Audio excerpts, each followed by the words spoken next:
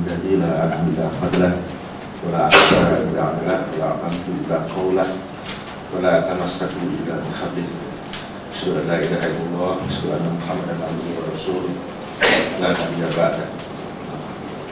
Bapak Ibu sekalian, jadi berdasarkan informasi yang saya peroleh dari panitia,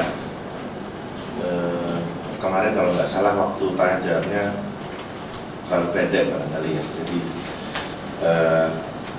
ada permintaan dari panitia untuk barangkali sebelum Pak Moh menyampaikan materi kelanjutan dari materi Qudratullah yang kemarin telah disampaikan, barangkali saya akan coba buka satu, kita justru kebalik ya, ini membuka permintaan jawab berkaitan dengan materi sebelum ini, materi 2 hari yang lalu dan materi kemarin, sebagai pengantar justru untuk masuk dalam penjelasan yang lebih dalam mengenai implementasi Qudratullah dalam kehidupan manusia.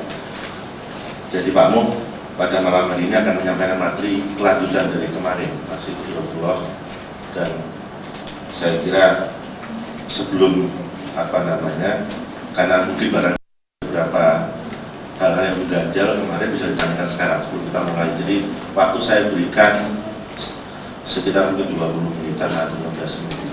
Saya persilakan Pak. Assalamualaikum warahmatullahi wabarakatuh. Sebelumnya saya minta maaf karena kemarin saya datangnya terlambat. Jadi kalau Pak Moh nggak keberatan dan semua yang hadir juga nggak keberatan dengan keinginan saya mohon dari mulai Allah sampai ke insan, ke penciptaan itu, paling enggak sampai ke insan ya, ke gerak sintetis itu secara ringkas saja Pak, saya mohon diulangi. Sebelumnya saya minta maaf sekali karena keterlambatan saya. Terima kasih. Assalamualaikum warahmatullahi wabarakatuh.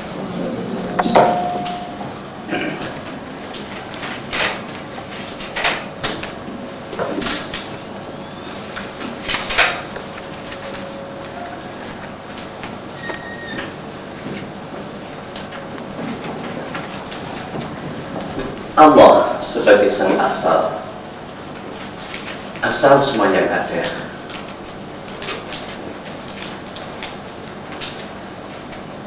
menciptakan satu medan tempat mengaktualisasikan sifat-sifat manajerialnya.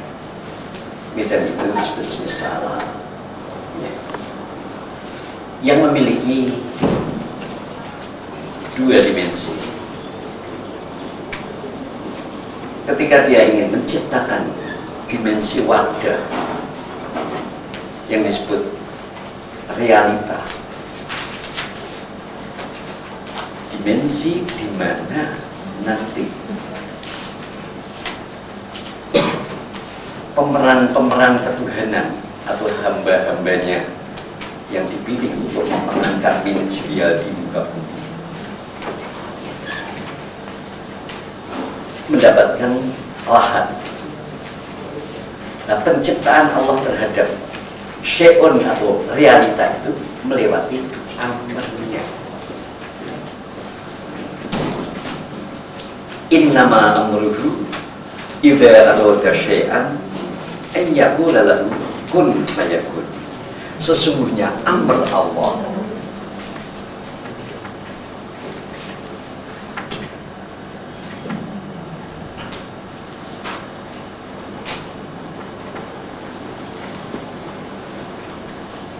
idza arada syai'an, ketika menghendaki sesuatu itu bukan diri ya, sesuatu itu bukan kesadaran, sesuatu itu medan tempat kesadaran beroperasi, yaitu alam fisikal. Idza arada syai'an, ketika tidak menghendaki sesuatu, an yaqula lahu, dia tinggal mengucapkan kun, jadilah, fayakun, maka menjadi. Maka dari amr Allah melahirkan apa yang namanya realita.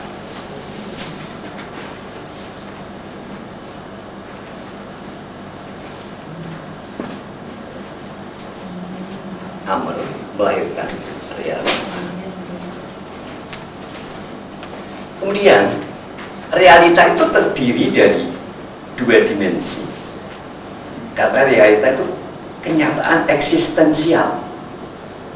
Kenyataan eksistensial itu senantiasa Allah memiliki gaya penciptaan, senantiasa berpasangan. Wa min kulli syai'in, tadi kan idza arada syai'an, ketika menghendaki sesuatu. Nah ini sekarang mengenai sesuatu syai'an itu. Wa min kulli syai'in, dan dari tiap sesuatu,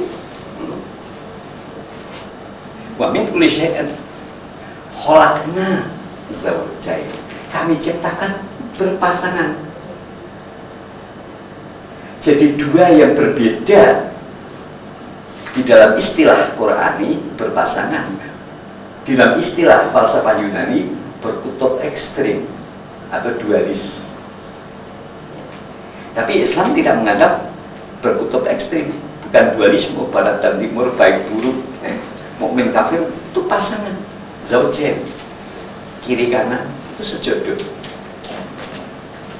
Karena berkutub ekstrim berarti selamanya tidak bisa dibutuhkan, sudah dibiarin saja.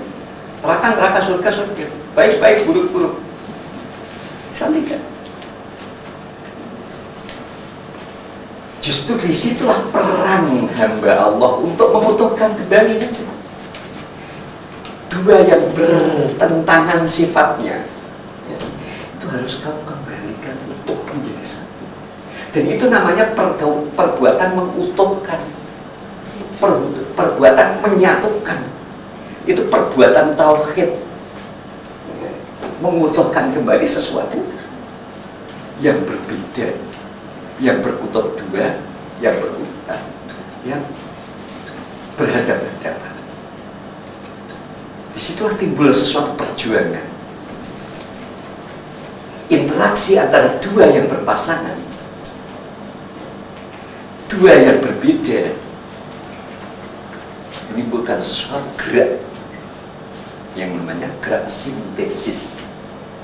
Di dalam gerak sintesis saling mendekati dua hal yang berbeda tadi tidak boleh dengan tuntutan 100% terpenuhi, harus dengan mengalahkan atau mengendorkan, menurunkan target tuntutan 50% saja agar tuntutan pihak lain bisa terpenuhi.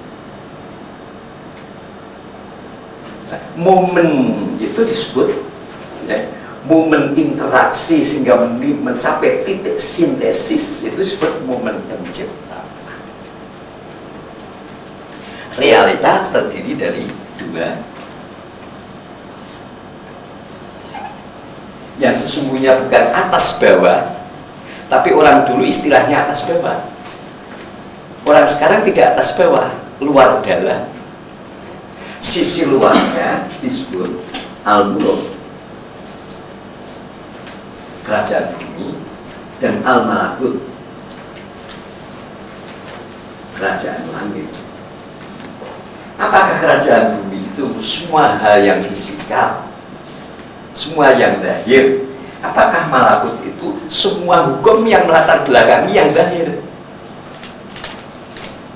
Rumah-rumah ilmu, konsep. Tidak ada sesuatu pun di bumi ini dari kenyataan realita eksistensial yang di dalamnya tidak ada realita konseptual. Dari realita eksistensial, faktual, di dalamnya pasti ada realita konseptual. Tidak ada sesuatu yang di dalamnya tidak ada ilmu, tidak ada sesuatu yang di dalamnya tidak ada teori, tidak ada sesuatu yang di dalamnya tidak ada konsep. Ini sesuatu yang luar biasa. Pengenalan sesuatu, pengenalan realita terhadap kita itu tidak hanya realita zahirnya, tetapi juga di dalamnya ada sesuatu.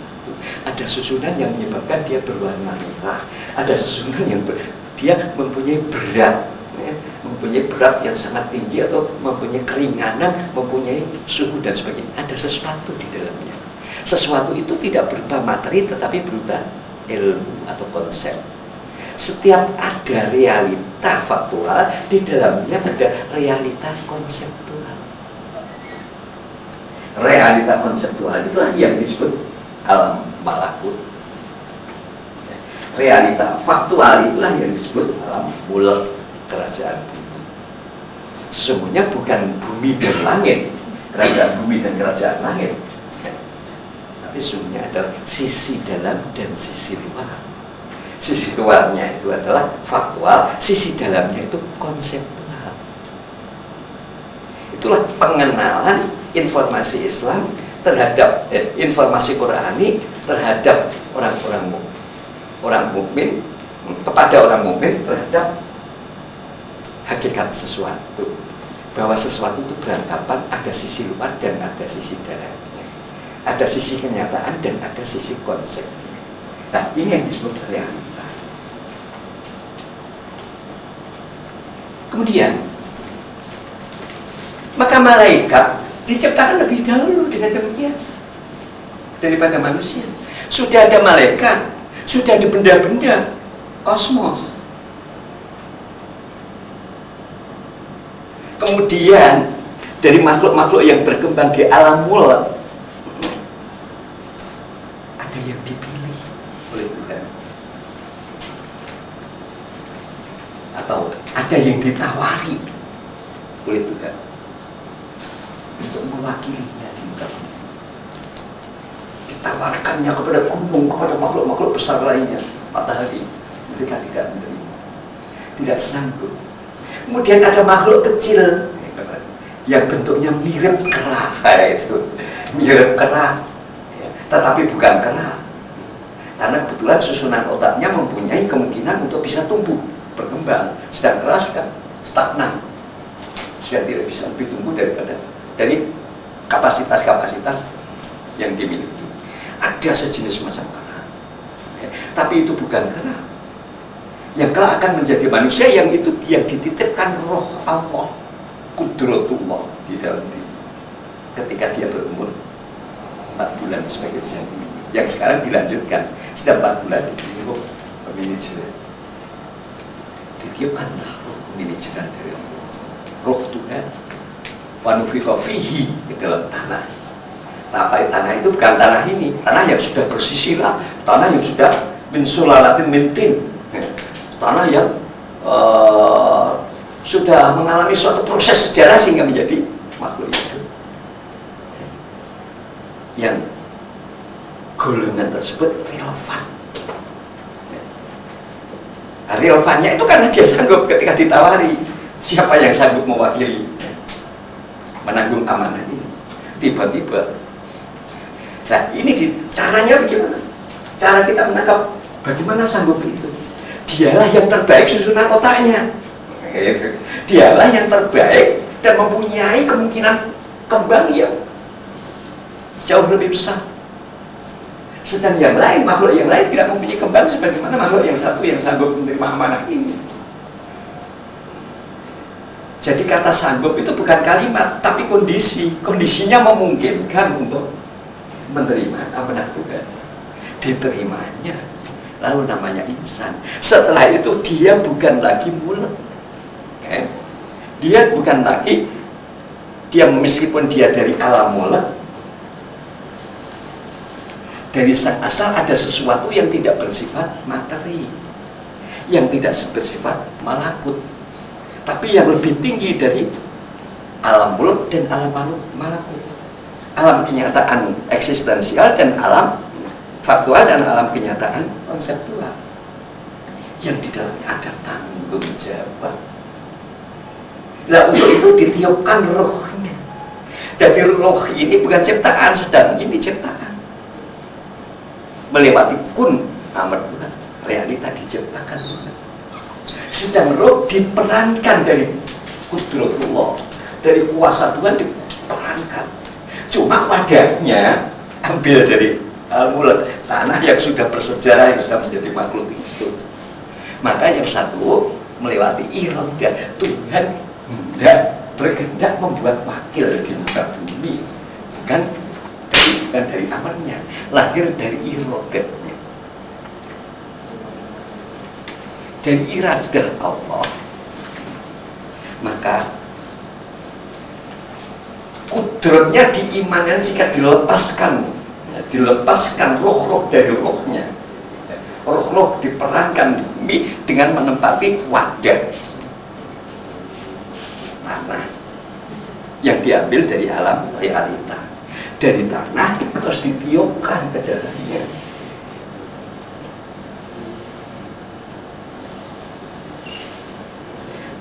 Nah, ini dari realita.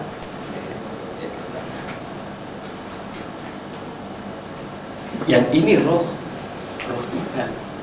Ditiupkan roh Tuhan. Kudrat. Roh itu kekuasaan, kudrat, kekuatan. Tapi kudrat yang di sini bukan kudrat yang di sini. Kudrat yang di sini kudrat yang terbatas, yang imanen. Seperti apa? Seperti sinar yang matahari yang ada di dalam air, yang dipantulkan oleh air. Dia bersinar. Ketika matahari menyinari air, ya, ada matahari kecil. Matahari kecil itu memantulkan sinar lagi. Bila kita terima, dia ada terang. Terang yang dari kudrat yang sudah imanen ini tadi tidak seterang kudrat matahari. Kudrat yang pusat. Jadi diri manusia terdiri, diri manusia diambil realitanya dari alam mulk, kemudian diambil perannya dari iradah Allah, yaitu pancaran dari kudratullah, menjadilah insan. Karena insan dari realita, yaitu ciptaan, dan dari peran yang bukan ciptaan, maka di dalam dirinya sudah menyebabkan adanya sesuatu yang berbalikan. Maka adanya bentuk atau wujud manusia yang lebih, maka dikatakan dia menjadi biang paradok.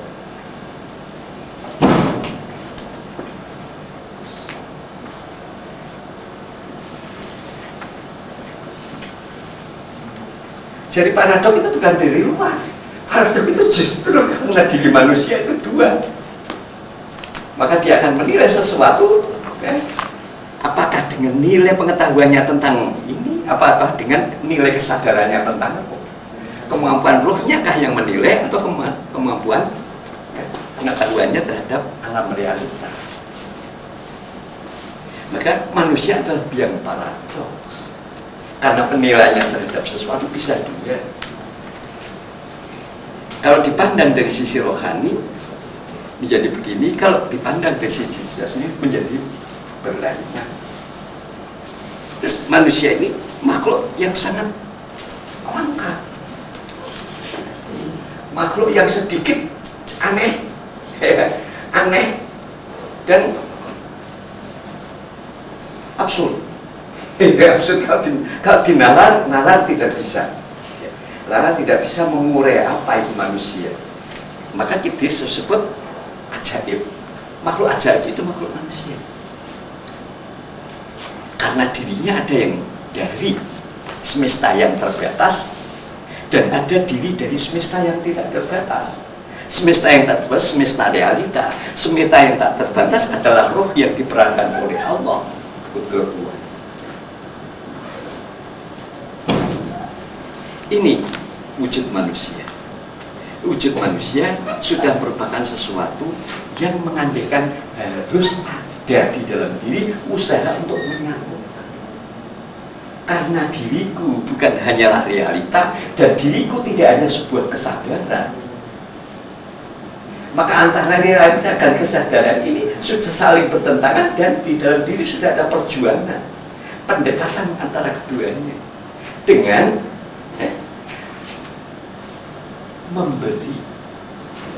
memberi sarana pertumbuhan kedua-duanya, membawa kelestarian realita dan makna kehadiran roh.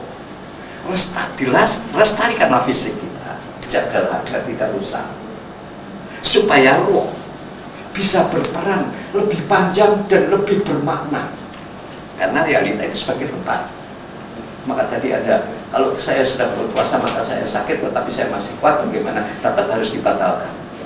Kalau pasah Daud, apalagi pasah Daud, pasah fardu saja harus dibatalkan. Apa sebabnya? Guna apa berpuasa kalau kita menjadi sakit? Untuk apa kita berpuasa kalau kita menjadi sakit? Jadi berpuasa adalah sesuatu latihan agar kita berada di dalam situasi minim dari supply bumi, tetapi kita masih tegar, kita masih berperan, kita masih berproses dengan supply yang minim dari fasilitas bumi, fasilitas. Dengan demikian juga menjadi tidak terbebani terlalu banyak kecondongan tertarik pada bumi, sehingga roh bisa merdeka, roh bisa mempunyai kekuatan.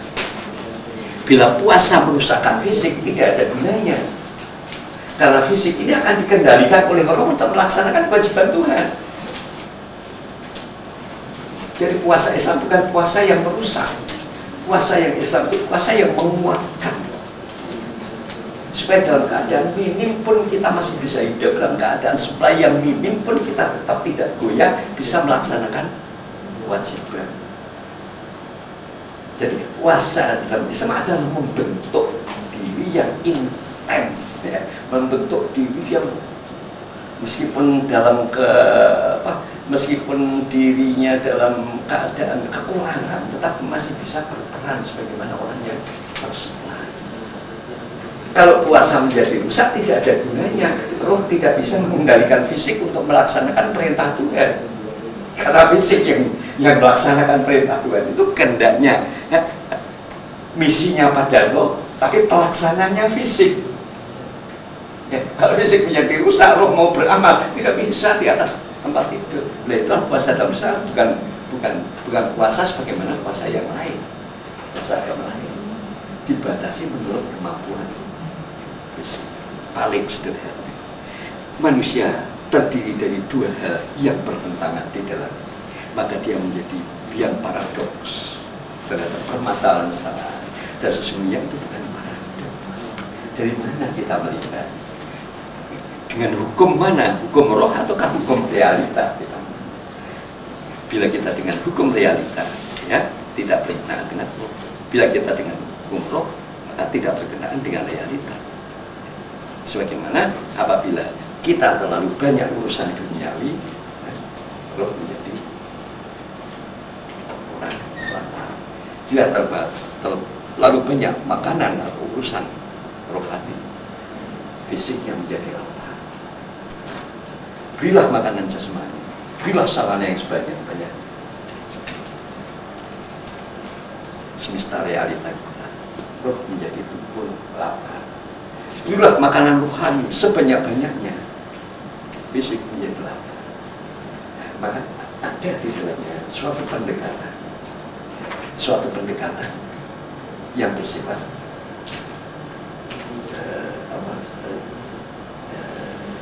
sintesis, menemukan itu, yaitu jangan ekstrim roh dan jangan ekstrim fisik. Rasulullah mendapatkannya yaitu dengan istilah fit dunya hasanah, berarti harus sejahtera fisiknya, wa fil akhirati hasanah, sejahtera roh.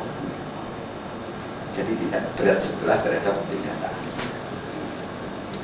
Nah kemudian, oleh karena itulah, oleh karena peran, oleh karena qudratullah yang ada di dalam diri manusia inilah, ya, maka manusia, insan, itu menjadi dikatakan sebagai sebab.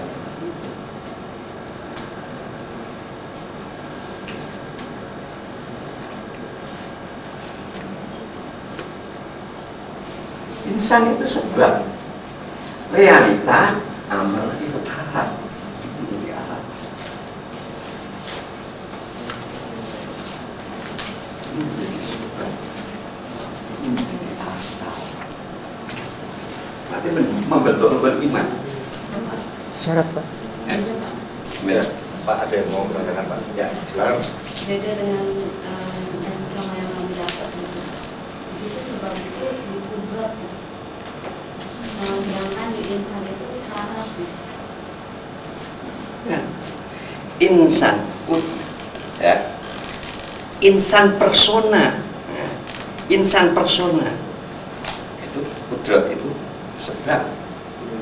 Tapi insan jamaah nas, ya. Jamaah umat, insan sebagai umat, itu syarat. Insan sebagai umat itu syarat. Tapi insan sebagai persona, ya. Insan sebagai persona itu sebab.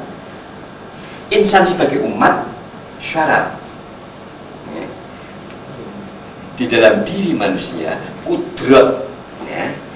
Insan sebagai, ya, insan, ya. Insan sebagai manifestasi daripada kudratullah itulah sebab. Tapi insan sebagai kesatuan umat itu syarat. Nanti kudrat itu karena di dalam diri individu ada kudrat, kudrat itulah sebab. Ya. Sebab itu kan ada kudratullah. Kalau tidak ada kudratullah tidak mungkin dia menjadi sebab. Ya. Kemudian adanya manusia banyak, ya, umat, istilah sebagai umat itu menjadi syarat. Jadi setiap apa yang ada di dalam diri manusia, ya, mau mengeluarkan sesuatu, mau menciptakan sesuatu harus minta pertimbangan umat, boleh atau tidak. Saya menciptakan sesuatu, saya menemukan sebuah teori, menciptakan manusia dari sel, namanya cloning. Tanya pada lingkungan, boleh atau tidak. Nah, lingkungan umat itu syarat. Jangan, nanti ada duplikat manusia. Meskipun penemuan itu tinggi, tapi umat tidak membolehkan. Tidak boleh. Ya. Jadi insan sebagai umat, ya, sebagai suatu kekuatan umat itu syarat. Ya. Insan sebagai manifestasi kudratullah itu sebab.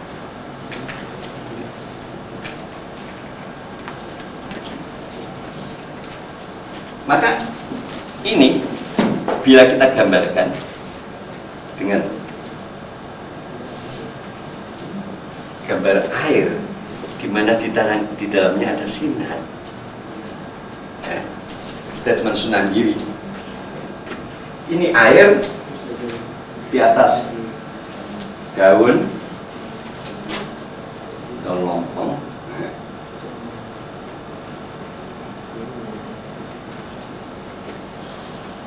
ini pribadi kita, fisik kita, inilah kudratullah, cahaya bayangan Tuhan, bayangan matahari, pantulan matahari, inilah kudratullah.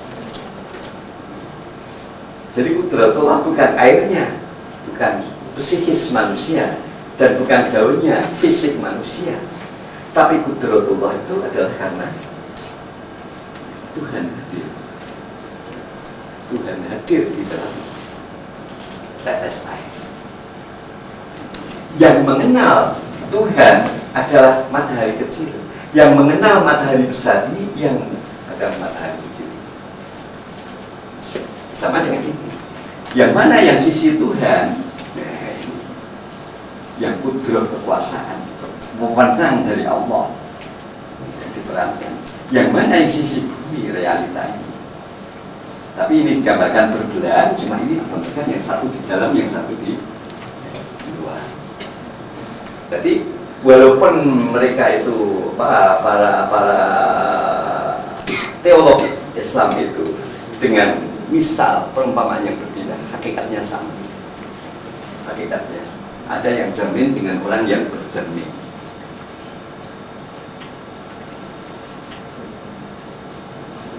Kemudian ada bayangan.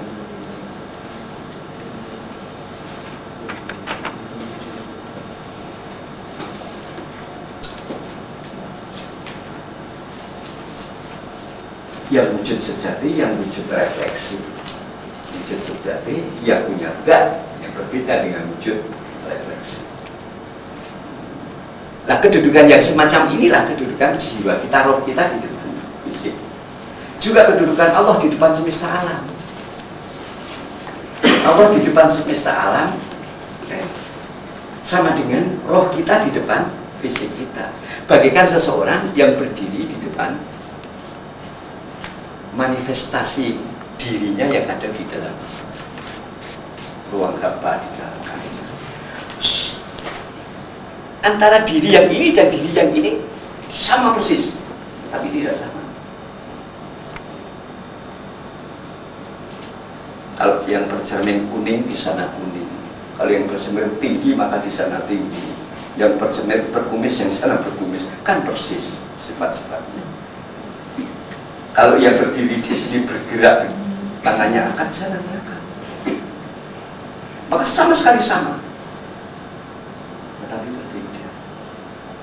Yang di dalam cermin itu tidak bisa dikeluarkan. Dikeluarkan merupakan wujud. Matahari kecil yang ada di dalam di sini tidak bisa dikeluarkan. Mana matahari? Hakikatnya di situ. Mana bayangan yang ada di dalam? Hakikatnya ada di dalam fisik yang wujud sejati. Maka dikatakan yang termanifestasikan, yang menjelma hanyalah sifat-sifat dan perbuatan. Zatnya tidak ikut. Zatnya tidak ikut masuk. Jadi tidak ada zat Tuhan di dalam alam ini. Yang ada sifat-sifatnya, yang ada perbuatannya. Tidak ada zat manusia di dalam kaca. Yang ada, yang terlihat hanya sifat-sifatnya.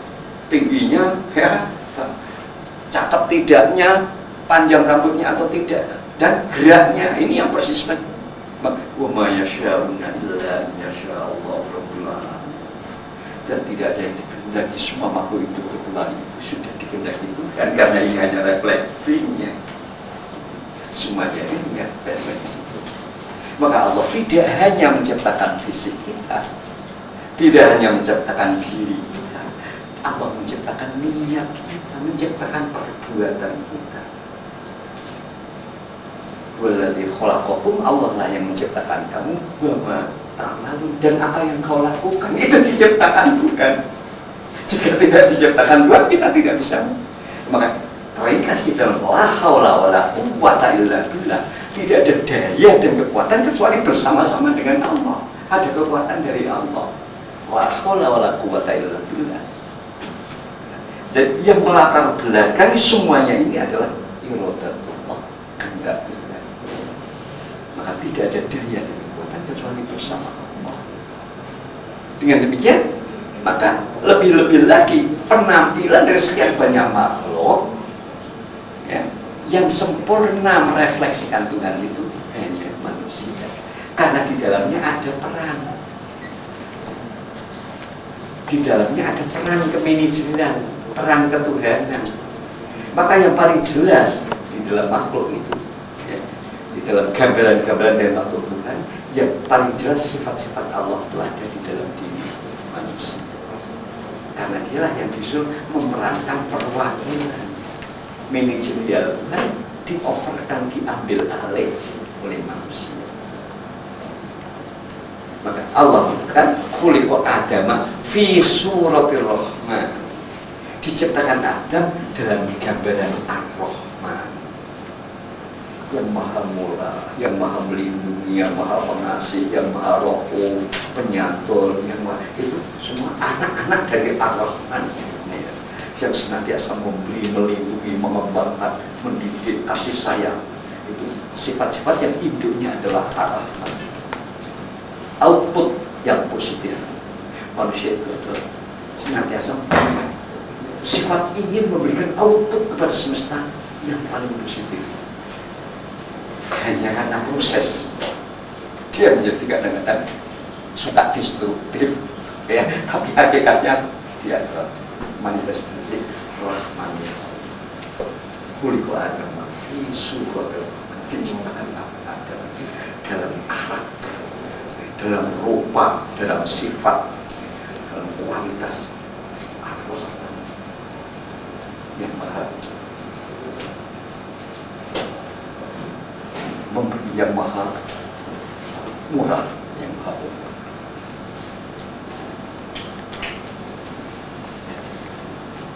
Insan yang ditanyakan, itulah insan. Maka di dalam insan tergambar wajah. Di dalam insan paling jelas kita lihat wajah. Bila peran bisa kita lakukan dengan optimal, peran Tuhan, maka Tuhan yang tidak kelihatan menjadi kelihatan. Kan wujud Tuhan ini hanya nilai-nilai, ya kan?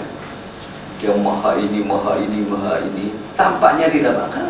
Setelah diungkapkan oleh seseorang manusia, wujud Tuhan menjadi kelihatan. Itu wujud Tuhan. Tapi bukan fisiknya. Jadi wujud Tuhan itu adalah orang-orang besar, tetapi bukan fisiknya. Perbuatan. Karena tidak ada orang besar, tapi ada kerjaan besar. Karya besar itu ada. Itulah karya Tuhan di dalam diri manusia. Manusia besar tidak ada. Jadi wujud Tuhan adalah apa yang diaktualisasikan oleh orang-orang besar. Itu wujud nyata. Wujud yang demikian itu adalah wujud yang imanen, bukan wujud yang transenden. Wujud yang transenden tidak ada seorang pun bisa melihat. Maka dikatakan oleh sang Nabi, sama manusia itu dengan Allah, tetapi berbeda. Berbeda tetapi sama. Itu ketuhanan Islam. Hanya sama saja tidak bisa. Hanya sama menjadi pantais. Alam semesta ini sendiri itu ya. Hanya berbeda tidak bisa. Berbeda kita tidak bisa. Tidak punya kebutuhan dengan Tuhan. Kehendak Tuhan tidak bisa kita aktualisasikan. Kalau kita dengan Tuhan berbeda, kehendak Tuhan tidak bisa kita aktualisasikan. Tidak ada akhlak, tidak ada potensi. Tetapi sama. Di mana samanya? Samanya ada pada sifat-sifat, bukan pada dan manusia dan ciptaan dan Allah itu zatnya berbeda, tapi sifat-sifatnya bisa sama karena manusia berusaha untuk menanamkan sifat-sifat Tuhan di dalam diri. Sifat-sifat Tuhan dikenalkan melalui Al-Quran berupa 99 asma. 99, kalau 99 ya tidak lengkap. Justru demikian cara Tuhan. Diberinya 99 supaya ditemukan yang 100. Kita diberi aset 99 supaya kita diri kita dapat menemukan asma Allah yang 100. Tapi asma Allah yang 100 tidak bisa dicari di luar. Ya dirimu sendiri itu setelah kamu menerapkan asma Allah yang 99, dirimu menjadi asma Allah yang 100. Asma Allah yang ke-100 adalah aku kita yang sempurna, yang bisa mengaktualisasikan 99 asma. Begitulah kenyataan kehidupan ini merupakan sesuatu the unfinished universe. Satu keutuhan, satu universal yang tidak rampung, yang bisa merampungkan setiap persona. Kalau dia bisa menjadi nama Tuhan yang ke-100, maka lengkaplah. Kalau kita tidak berperan sebagai manajer, kalau kita memerankan kemanajeran Tuhan, tidak sanggup menjadi khalifah, asma tinggal 99 terus. Dan itu belum tentu lengkap karena kadang kita hanya bisa mengaktualisasikan 1, 2, 3 saja. Setelah kita bisa mempelajari asma dan mengkondisikan di dalam diri, maka lahirlah asma yang ke-100, yaitu diri kita sendiri, perbuatan kita itu sendiri. Dan asma yang ke-100 tidak sama antara yang satu dengan yang lain. Ketika jatuh pada Ibrahim menjadi Khalilullah, sahabat Tuhan. Ketika jatuh menjadi di dalam Musa menjadi Kalimullah. Ketika jatuh pada Isa menjadi Ruhullah. Ketika jatuh dalam pribadi Muhammad menjadi Habibullah. Ketika jatuh pada persona-persona ini menjadi apanya Allah itu namanya yang besar. Berarti orang yang sukses di dalam menghayati kehidupan sebagai khalifah. Saya beri kesempatan yang lain. Ya, jadi ini sekalian PS mulai masuk meneruskan materi kemarin. Jadi lebih enak begini ya, pertanyaan kita jawabkan. Komunikatif. Ya. Saya persilakan tadi berikutnya. Ya. Yang pertama ada dua, Pak. Saya sedang merenungkan kira-kira kenapa Tuhan sembunyi terus. Yang pertama artinya ya, bukankah kalau beliau tampak, Jangan beliau, dia tampak, kelihatannya penentang-penentang dia itu akan turun semua.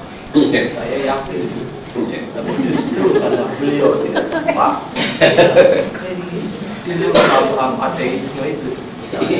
Kemudian yang kedua, Pak, saya ini masih agak rancu soal takdir ya, Pak ya. Saya masih belum paham karena mohon dikoreksi saya, apakah memang benar pemahaman takdir itu adalah Bapak kemarin membedakan takdir dengan kodok. Kalau sejauh yang saya pahami dari Bapak dan juga dari yang saya pahami sebelumnya, takdir itu hukum alam.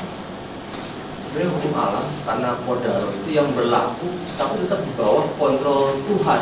Kalau saya ini mohon dikoreksi. Sedangkan kalau kodok itu urusan Tuhan, jadi yang urusan manusia itu berusaha mencapai takdir yang baik dan berusaha bekerja. Sedangkan kodok dalam posisinya memang urusan Tuhan, maka urusan manusia harusnya berpikir itu urusan Tuhan, emang gue pikirin gitu. Kira-kira begitu gimana Pak? Karena kita nggak bisa mengatakan ini kodok saya mencuri misalnya, bisa. Bukan kodok sholat ya? Nah, jadi dua pertanyaan. Ya itu. Pertanyaannya seniman sekali. Ini di kalangan seniman memang begitu.